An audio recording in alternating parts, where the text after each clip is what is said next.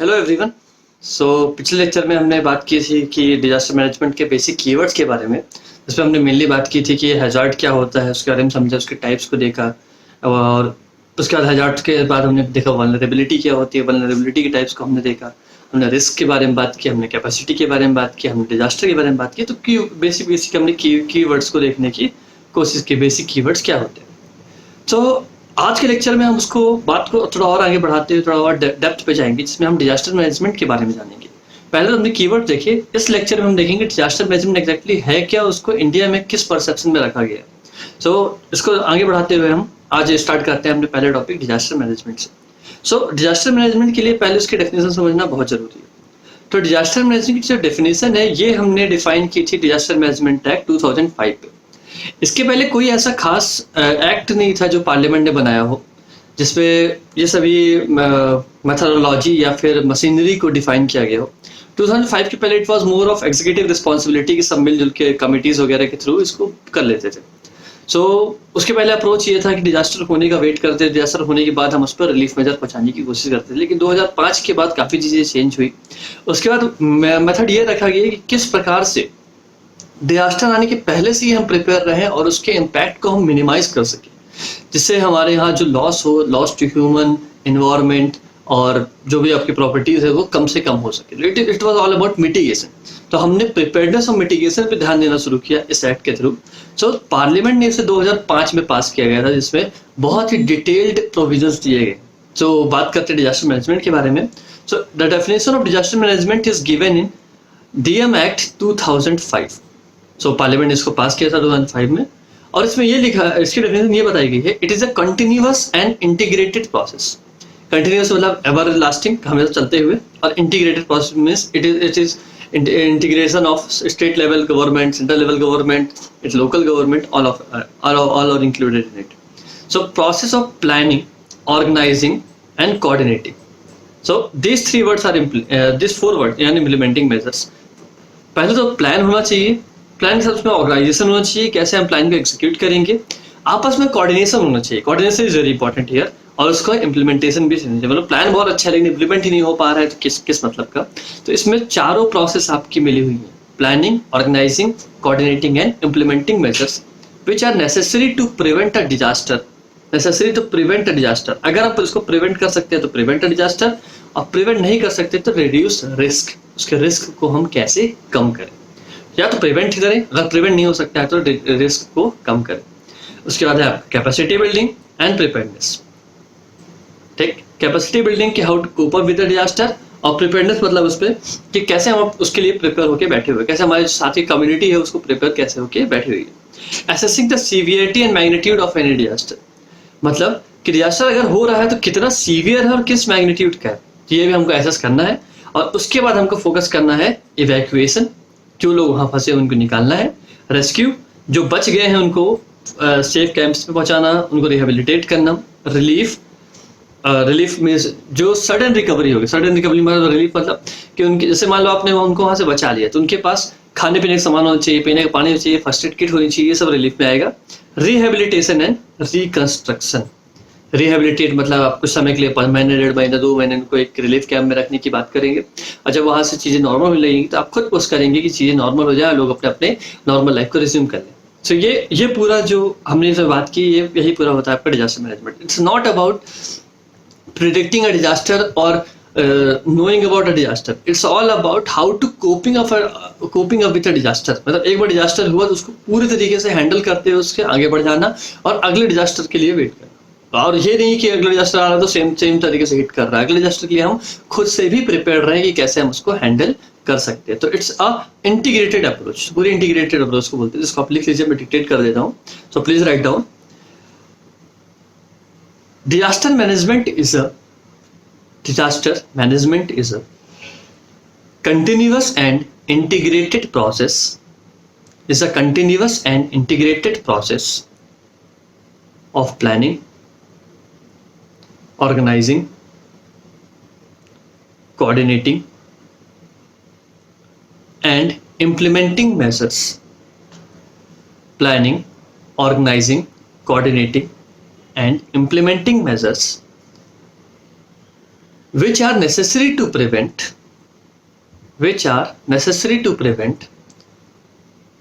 a disaster, or reduce risk,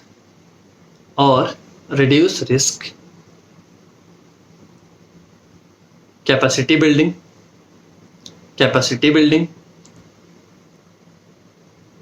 and preparedness,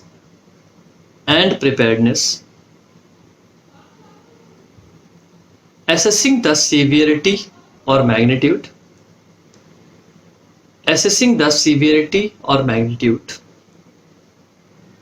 of any disaster,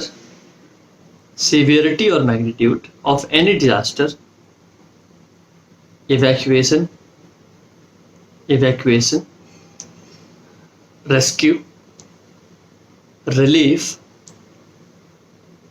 rehabilitation and reconstruction. Rescue, relief, rehabilitation and reconstruction.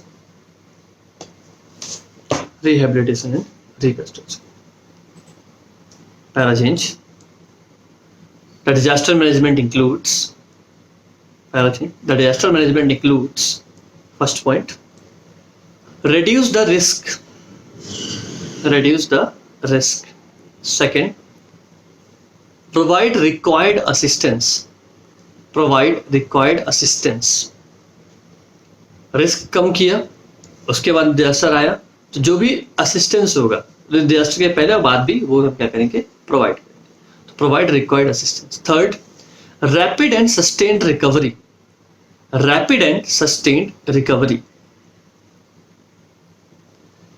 And fourth is rehabilitation. Recovery करेंगे, उसके बाद वापस से normal life को resume करने में help करेंगे, तो रिहेबिलिटेशन. तो डिजास्टर मैनेजमेंट की ये थी आपकी डेफिनेशन. तो कोई डाउट नहीं होगा, एक बार खुद से रीड कर लीजिए. कोई भी डाउट हो तो आप मुझे मैसेज कर सकते हैं, मेरा नंबर आपके पास है, व्हाट्सएप पे आप बिल्कुल मैसेज कर सकते हैं. तो ये था डिजास्टर मैनेजमेंट के बारे में. अब आगे बढ़ते हैं कि फोकस एरिया क्या होने चाहिए डिजास्टर मैनेजमेंट के लिए, कि हम किन चीज़ों पे मेनली हम फोकस करेंगे डिजास्टर मैनेजमेंट करते हैं. ठीक. So next topic is focus areas of disaster management.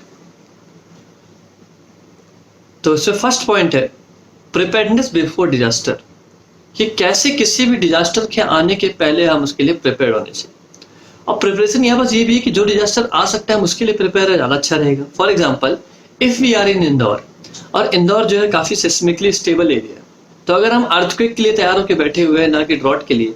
अब ये है कि आपको पता है अर्थक्वेक आने के चांसेस बहुत कम है, पर आप अर्थक्वेक के लिए प्रिपेयर करके बैठे हुए और ड्रॉट आ गया, तो इससे क्या हो गया, आप प्रिपेयर नहीं थे और आपको बहुत वर्स्ट हिट करेगा. इसलिए प्रिपेयर्डनेस बिफोर डिजास्टर बहुत जरूरी है. पहले डिजास्टर को पहचानना कि कौन कौन से डिजास्टर हमारी एरिया को हिट कर सकते हैं, उन डिजास्टर्स के बारे में असेस करना, और असेस करके उसके लिए प्रिपरेशन भी करना.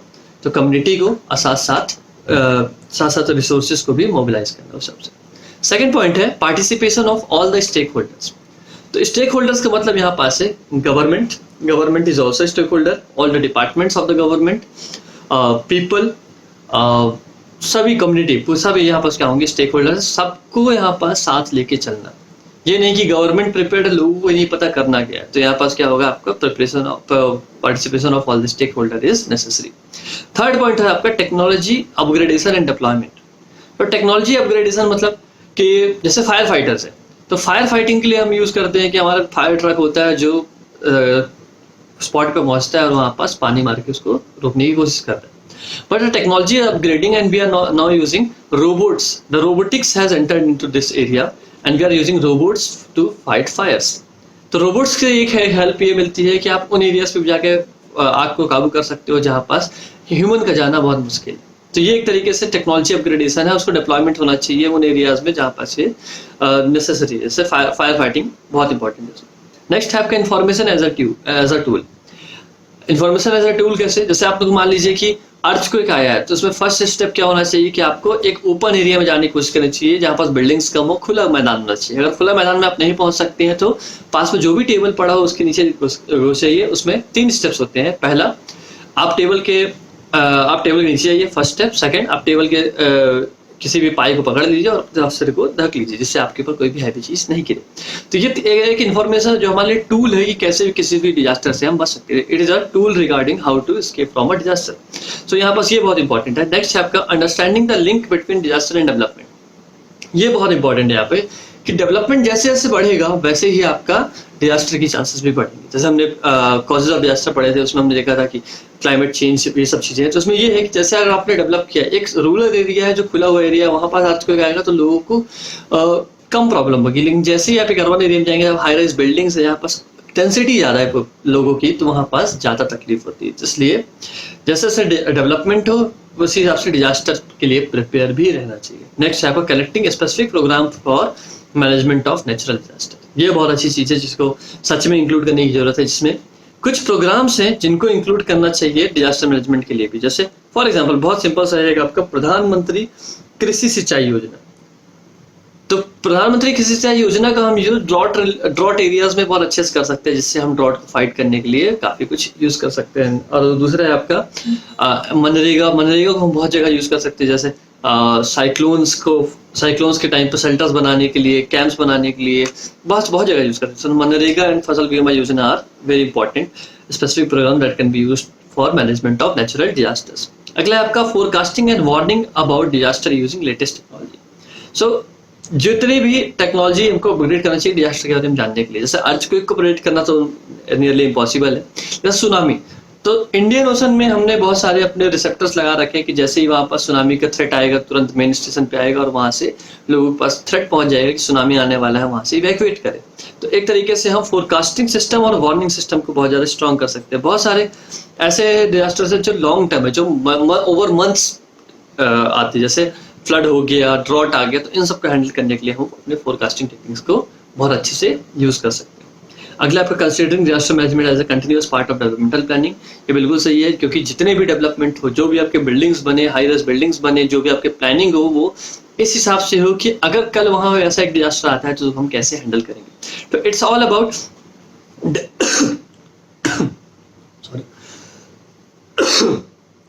About development with disaster management in mind. तो कैसे हम इंटीग्रेट करें डिजास्टर मैनेजमेंट को डेवलपमेंट के इसमें, ये हमारा मेन एरिया है। तो ये आपका फोकस एरियाज थे जो आपको काफी कुछ समझ में आया होगा। तो आगे बढ़ते हैं।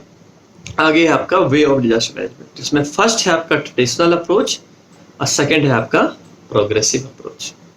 तो बहुत सिंपल अप्रोच है दोनों।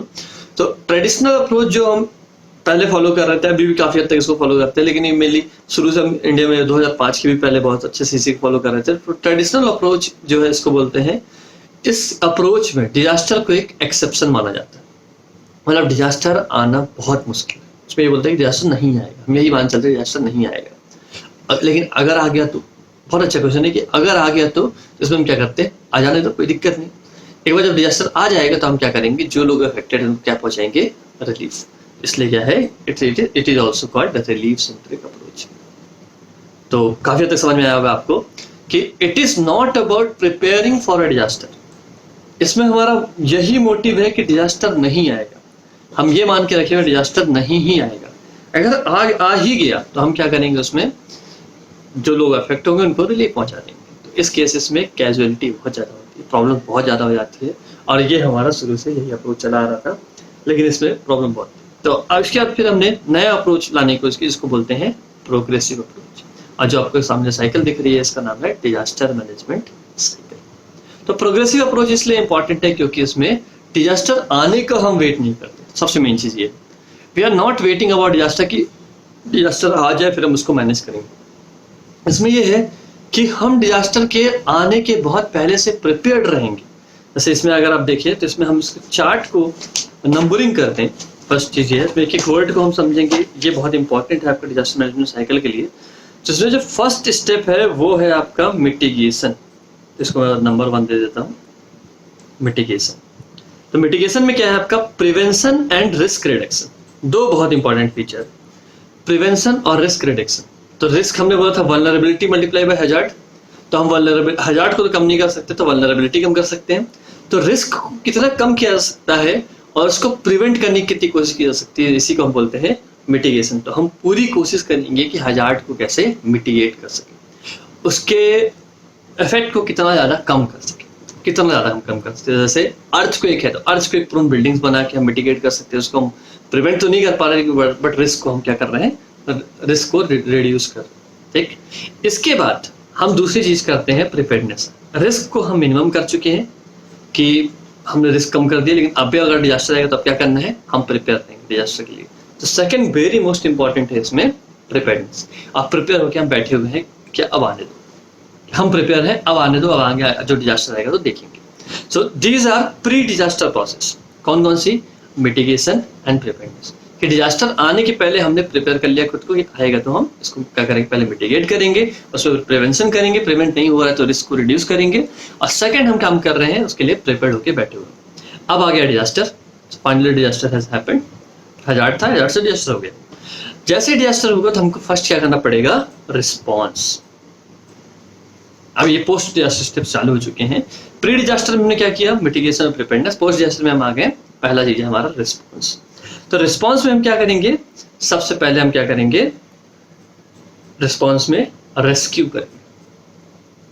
जो भी लोग हैं उनको रेस्क्यू करने की कोशिश करेंगे, जो भी जहां भी फंसा हुआ है उसको हमारे रिलीफ कैंप्स पहुंचाने की कोशिश करेंगे। सबसे इंपॉर्टेंट काम क्या रहेगा रिस्पॉन्स में, फर्स्ट रिस्पॉन्स इज रेस्क्यू। जो बच गया उसको बचा लेके आओ। कौन, ह्यूमन बींग्स, उसके साथ साथ डोमेस्टिक लाइफ स्टॉक्स भी, क्योंकि कई बार लोग आने को तैयार नहीं होते अपने लाइफ स्टॉक्स को छोड़ के, बिकॉज दे नो कि दे आर फाइनेंशियली और economically very dependent on this life stocks, तो उनको छोड़ के कैसे सकते। तो एक तरीके से रेस्क्यू बहुत इंपॉर्टेंट है। और रेस्क्यू के बाद हम उनको क्या पहुंचाने की कोशिश करेंगे, रिलीफ। यहाँ पर रिलीफ में नहीं पैसे बांट दो। सो मेन चीज़ ये है कि आप उनको food, medicine, first aid kit, water, shelter, ये सब चीज़ पहुंचाने की कोशिश करेंगे। फूड, क्लॉथ, शेल्टर, ये सब चीज़ें बेसिक चीज़ें। तो आपने क्या किया, रिस्पॉन्स में पहले शुरू में कुछ समय के लिए आपने क्या किया, पहले रेस्क्यू किया। रेस्क्यू करने के बाद उनको लोगों को रिलीफ पहुंचाना शुरू कर दिया। ठीक, अब रिलीफ जैसी हो चुकी है, मतलब आप डिजास्टर को काफी कुछ मैनेज कर चुके हैं, अब आप क्या करेंगे, रिकवरी करना शुरू करेंगे। और रिकवरी मेन है आपका रिहेबिलिटेशन एंड रिकंस्ट्रक्शन। तो I will write here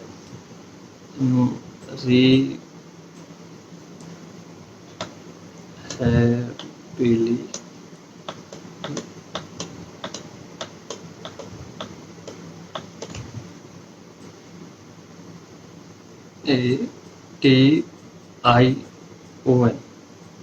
rehabilitation. Sorry, लिखने में थोड़ा प्रॉब्लम जा रही है इसमें। अब दूसरा टर्म है आपका रिकंस्ट्रक्शन।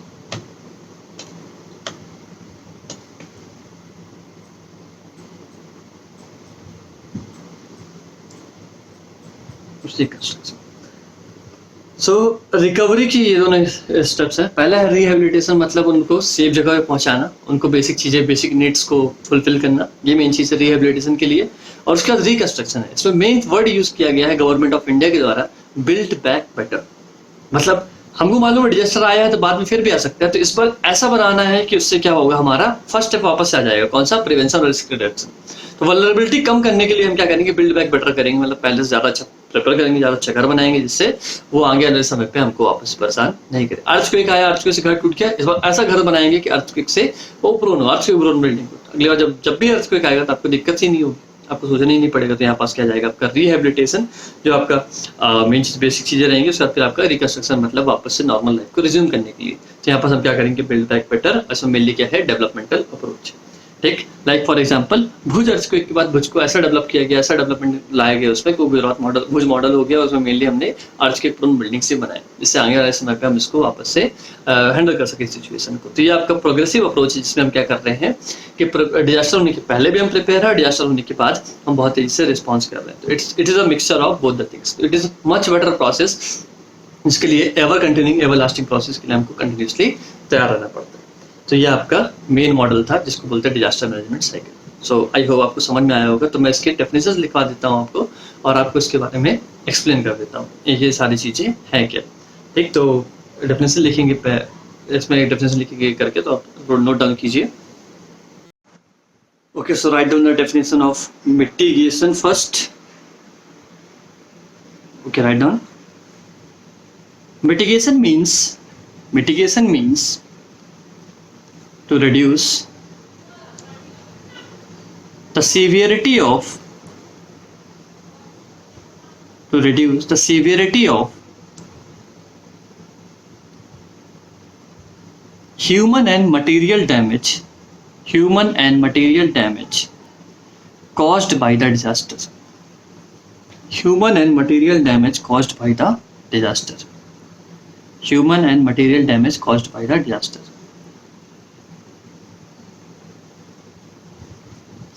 Second लिखिए prevention. Prevention is to ensure that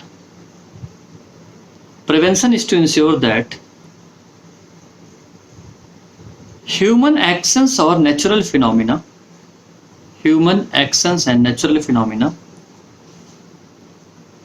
do not result in disaster or emergency. Disaster or emergency.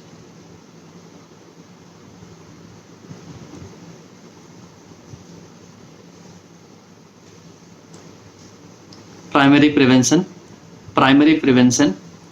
is to reduce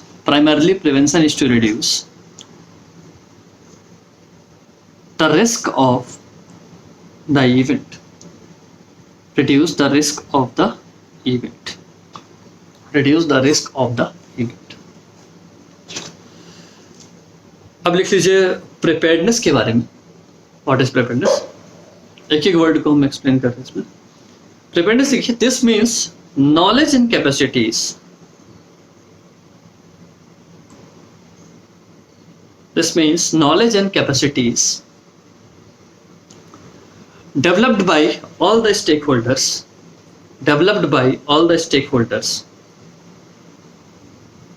to effectively anticipate,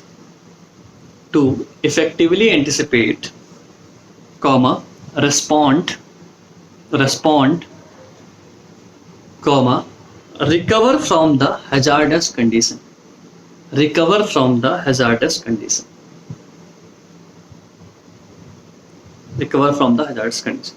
Next लिखिए response.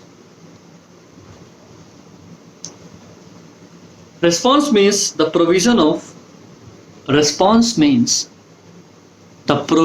of emergency services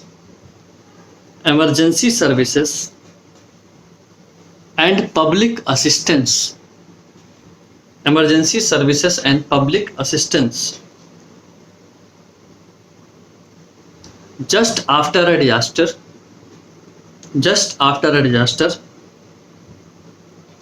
with the goal of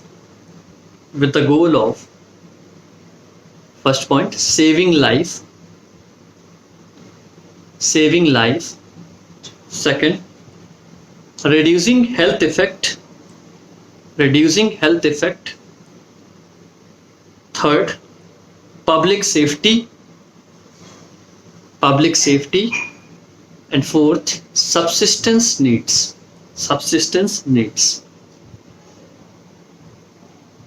अगला लिखिए recovery means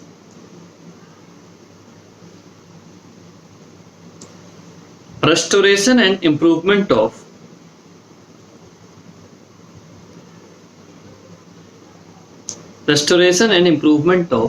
first. सबसे पहले क्या है restore improve करेंगे? First है आपका फैसिलिटीज, जैसे स्कूल्स चालू हो जाए, आपके हॉस्पिटल्स चालू हो जाए. स्कूल्स नहीं, पहले हॉस्पिटल चालू करेंगे, एडमिनिस्ट्रेशन चालू हो जाए, उसका धीरे धीरे सारे पब्लिक जो नीड्स होती है सब चालू हो जाए. एंड सेकेंड, लाइवलीहुड, मतलब लोगों की इकोनॉमिक एक्टिविटी और लिविंग कंडीशन को वापस से स्टार्ट कर दी जाए. लेकिन जो भी चीज़ें हम इम्प्रूव करेंगे, डेवलप करेंगे, उसको बिल्ड बैक बेटर करेंगे, जिससे क्या हो कि आने वाले समय के लिए हम क्या कर पाएँ, ज़्यादा अच्छे से प्रिपेयर कर पाएँ. सो इस सेशन के लिए इतने ही. अगले में हम बात करेंगे international measures for disaster management के बारे में. So thank you very much.